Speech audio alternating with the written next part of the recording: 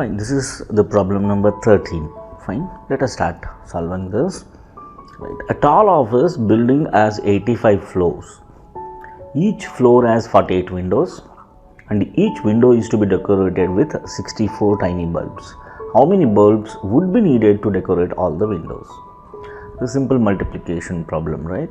So 85 floors are there and 48 windows are there, and we need to decorate with 64 bulbs for each and every window. This is what, if you find the product, you are going to get the answer. Let us multiply.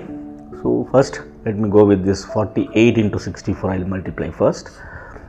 So 4 8s are 32, 3 carry, right?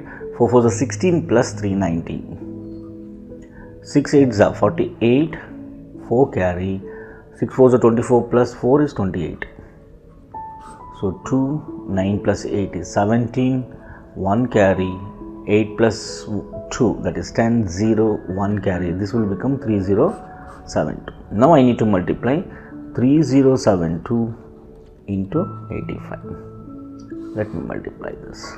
5 2s are 10, 0, 1 carry, 5 7s are 35 plus 1 36, 3 carry, 5 zeros are 0 plus 3 3, 5 3s are 15.